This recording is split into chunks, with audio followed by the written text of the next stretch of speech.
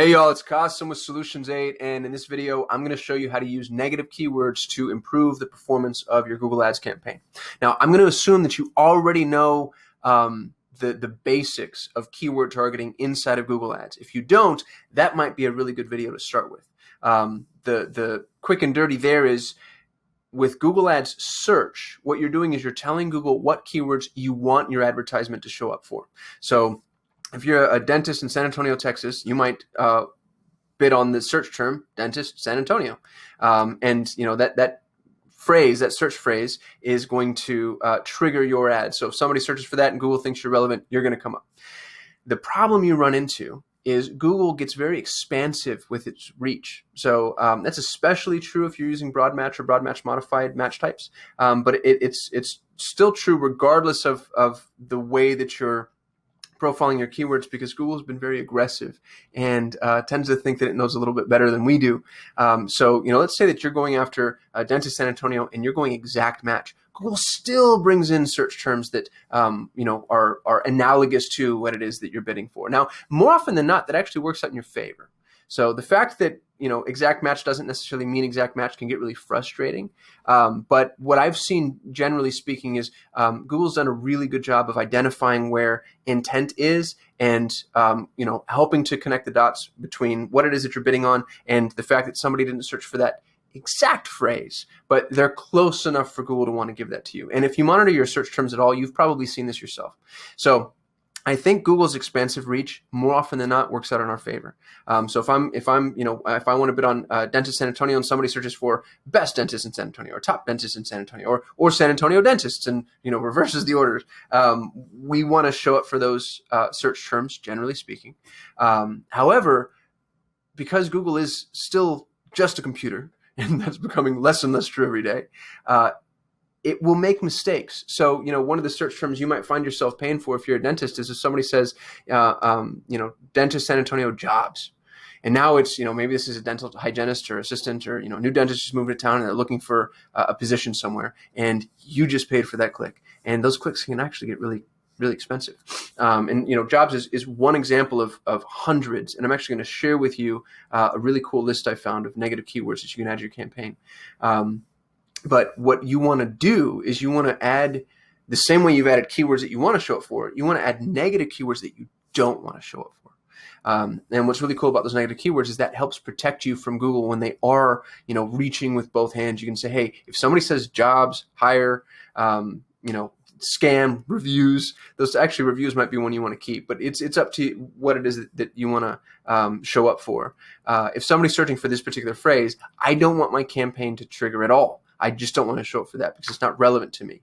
This is a good way too. It's not just about traffic that's not relevant. It's also about traffic that you find to be of lower quality. So, for instance, you might have the word cheap or free.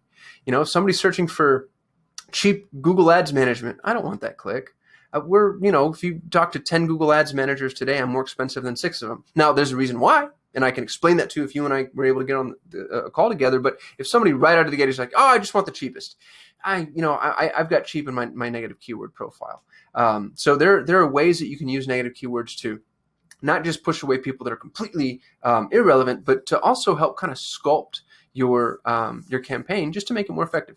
Now, there's a couple of ways to add negative keywords to your account. I'm going to show them to you now. So let's just dive in. So inside of one of our accounts here, let's go up to Tools and Settings, and then under Shared Library, we're going to select Negative Keyword Lists. Now, we've already got a list here, and keep in mind that what I'm doing here is I'm adding a negative keyword list at the account level. And what's really cool about this is I can now apply these negative keywords to all campaigns and ad groups if I choose to, which is nice because it protects you from creating a new campaign or a new ad group and then forgetting to add your negative keywords. If we've got them on the account level and then you just apply your account level negative keywords, then you're in good shape. So let's just call this master negative keyword groups. Now, keep in mind, you can add negative keywords at the ad group level or at the campaign level. The issue you run into there is you don't have the master list that lives elsewhere. So now you have this redundancy that exists every time you need to add it to new ad groups or new campaigns. But it can make sense if you have negative keywords that only apply to a specific campaign.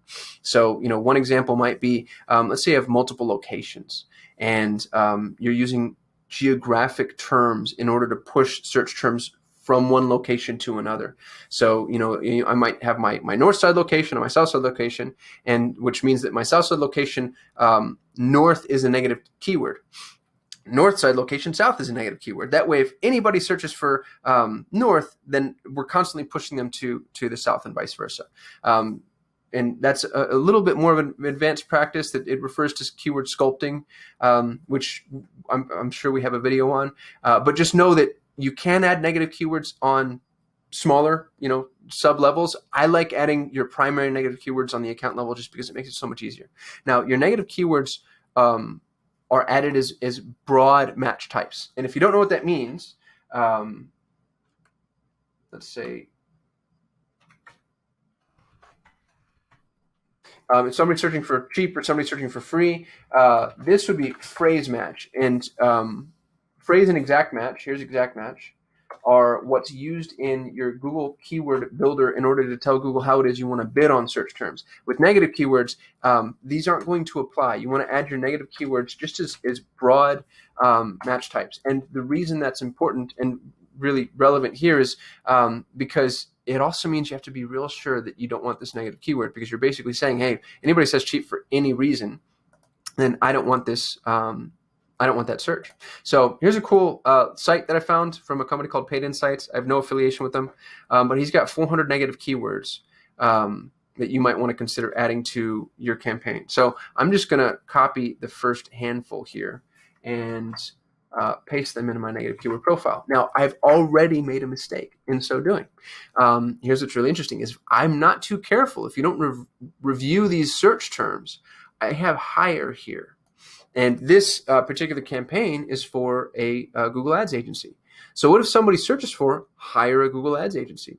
I'm not going to show up. And that could be a really valuable key phrase because, hire is a high commercial intent term. If somebody wants to hire, they're ready to go. So, this could be a really good negative keyword for some folks and a really bad one for others. So don't just add all of these straight out of the gate, but it's a great place for you to start. And some of these might not be applicable to your business and some of them might be, but I'd recommend going through here and just, choosing the negative keywords that you think are most applicable to you. And then once you have that done, update your negative keyword list all the time. You should be checking your search terms regularly. It's one of the most important things you can do. As a matter of fact, let me show you how to do that real quick. So once we've got our negative keywords list created, move myself back where I can see my face, then I'm going to click save. And now I have our master negative keyword list. And if I want to, I can go and apply that to campaigns. I'm actually going to delete this because I don't want this in this account. But let's just take a look at our campaigns here. So I've got, here's our general campaign as an example. And I have multiple ad groups. So I can add negative keywords to every single one of these ad groups on a campaign level, or I can select an individual ad group and I can add negative keywords specifically to that ad group. So if I go back to the campaign and look at my negative keywords, I can see that this negative keyword list from the shared library is already applied to this campaign.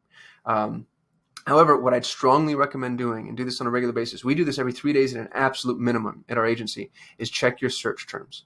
And when you check your search terms, what you're going to find is this is just, kind of low. Let me expand this a little bit and see what happens if we go all time. There we go. So here are search terms that we've actually paid for. These will be blurred out, but what's nice about it is it gives me the opportunity to see not just what keyword I bid on, but what people actually searched for, what I paid for. And if I see something here that I don't like, then, there's the term Oceanside here. Somebody's looking for a school specifically in Oceanside, and this is an agency that helps schools. So what I might do is I might take Oceanside and say, gosh, I don't want to show up for that ever again, and go add that to my negative keyword list. But remember, I wouldn't add it on the campaign level unless it only applies to that specific campaign. I'd add it on the account level. That way you have the ability to apply it to all of your campaigns. And then you'll see that after I've made this change, it lets me decide which campaigns I want to apply it to, or I can select apply to all campaigns, which is really cool. So spend some time cultivating your negative keyword list. I'd have as many on the front end as you can, because it's just going to save you money. And then every time you come in contact with a search term that you don't want to rank for or don't want to pay money for, then add it to your negative keyword profile. Critically important. I hope this was helpful. If you have questions, hit me in the comments. Give me a little thumbs up. Subscribe, and I get to go live as soon as I get 1,000 subscribers. We're getting there. We're halfway, which is pretty cool. So really appreciate your attention and the opportunity to grow with you here in the realm of Google Ads, and I hope I get to see you tomorrow.